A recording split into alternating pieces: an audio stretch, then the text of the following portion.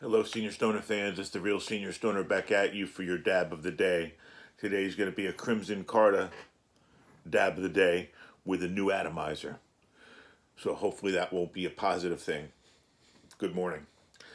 Today's topic is going to be a topic that we all face, but I don't know how many times we think about it.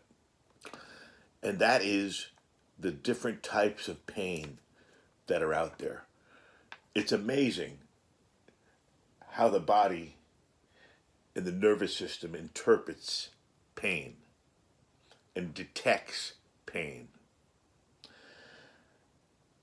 Does anyone know how they really feel? Someone says, "How do you feel today? How are you today? How are you? How are you doing?" Your response is going to be whatever it will be socially, but how do you really feel? When you give yourself the initial glance, "How do I feel today?" your assessment's based on a few things. It's based on what your mind and your body can tell you now. It's based on your neuroreceptors identifying what's happening. Okay, get that. The neuroreceptors have to identify what's happening, and that tells your body and mind, tells your mind, what kind of pain you have. You know the difference between, God forbid, a gunshot and a burning of your finger.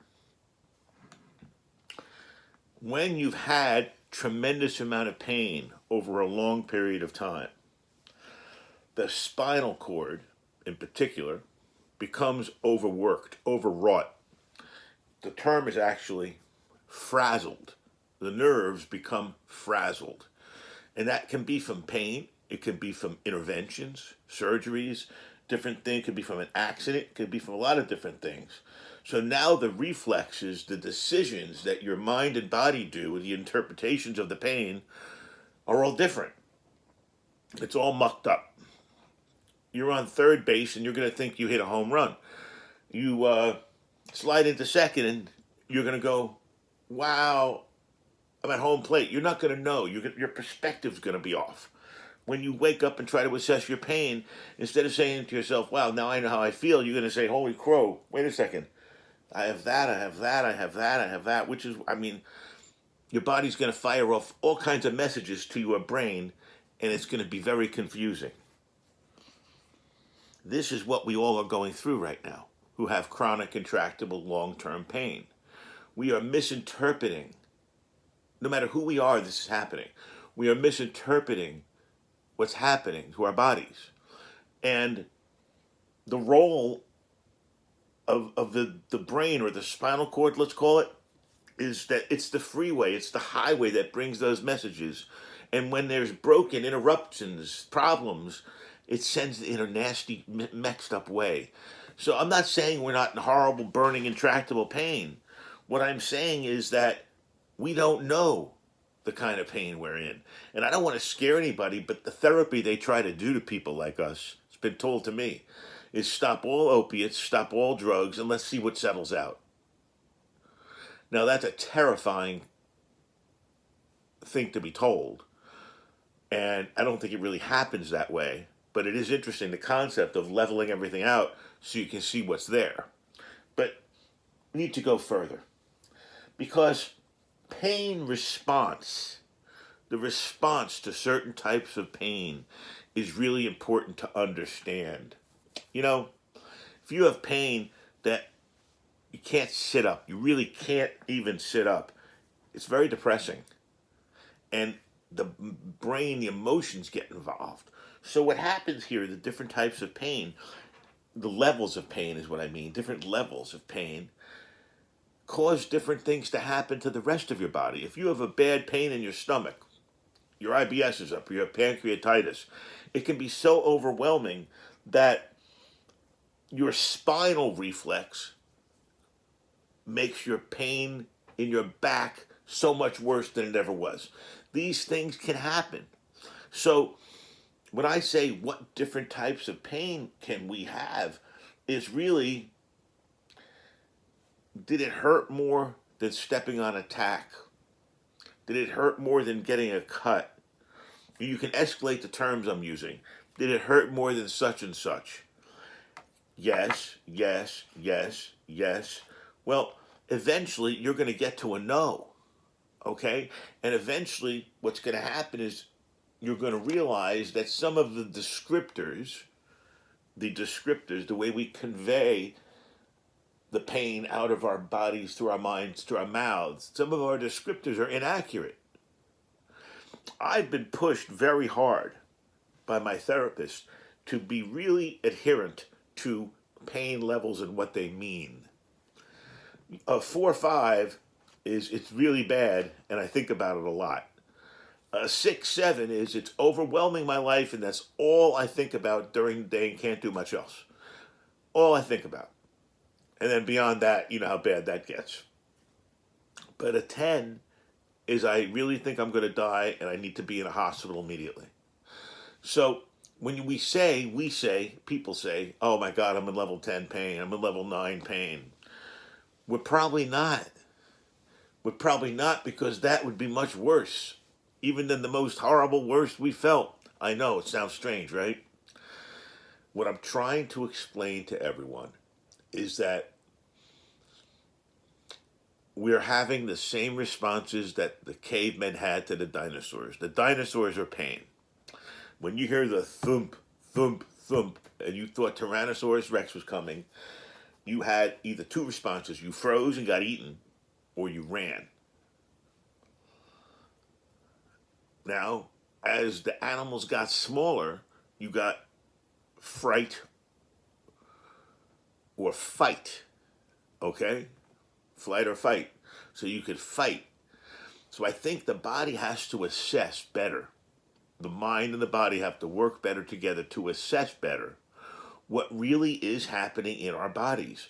Because think about it. How many times, and it's happened to all of us, do we throw up the atomic shield? I'm going to make analogies here. How many times do we throw up the atomic shield when it was really only a 500-pound bomb? Which in the sense of atomic and bombs, it's small. The amount of pain we had. Because it presented hard. It punched us really hard when it first came. That's got to be the atomic bomb, right? So you put up the atomic shield. Might not have needed it. Another good example is after you've done a few things, you've run a few errands, probably shouldn't have. Oh my God, I shouldn't have, I need to go to the hospital tomorrow. Oh, I got to have another injection. Whatever the worst case scenario is, you're going to think, because you're in that kind of pain. And you go home, you take all kinds of medicine, take all kinds of stuff, get yourself all mucked up because you took medicine you shouldn't have, and you don't feel good with that. And the next day you wake up and you're alive and you're there. And it's not as bad as you thought it would be.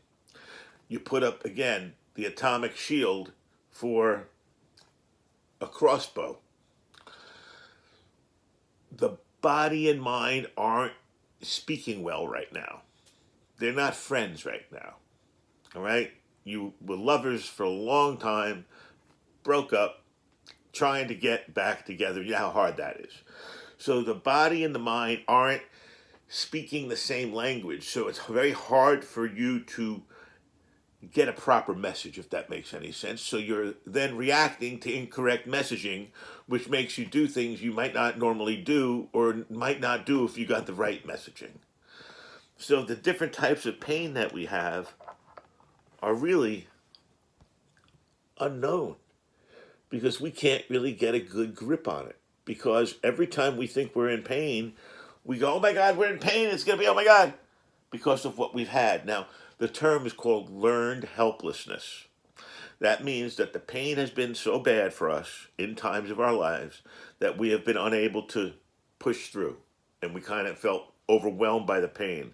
So the next time a similar pain or the fear of a similar pain or the thought of a similar pain comes, we react the same way, or we react in anticipation of that horrible situation. I am here to tell you I live in pain 724. I am also here to tell you I've learned that every day is different. It is not the same pain every day. And it has to be assessed, and you have to be able to communicate with it. I'm not good at it yet. I'm trying to get better. But I'm trying to help all of you understand that that's the challenge we face. And the sooner we're able to communicate pain and what it really is, our bodies will be able to help us better. Let's take our dab. Today we're going to use a little bit of sativa in a brand new atomizer with a titanium bucket. I tried replacing the bucket only. Didn't work.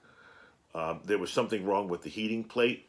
And I know I have a couple of pair kits here. I've tried it once before. I've looked at a video online. I'm not good at it. So I'm probably just going to buy a couple more atomizers, freshen up my assortment, and get back to work and not worry about it. All right, I don't like spending the money on atomizers, but you know what? It's not a big sacrifice considering how much fun these things give me. Let's take our dab of garlic, if you can believe it. That's the term, garlic. Keep the werewolves away today. I hope. Cheers, everybody.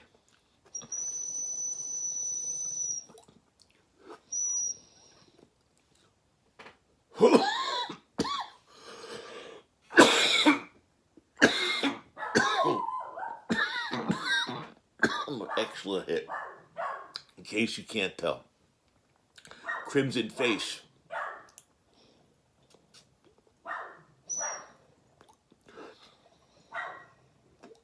Excellent.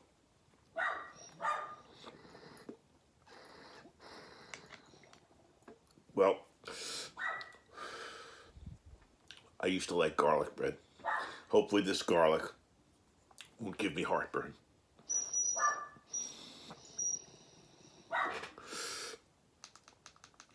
Excellent. Well, hopefully you all will get something from what we spoke about this morning and understand the different types of pain that are out there and how pain communicates with our minds and how our minds then communicate back with our body. This is the Real Senior Stoner. Good luck, everybody. Keep that pain to a minimum and keep medicating today. Stay on the dab train, everybody. Cheers.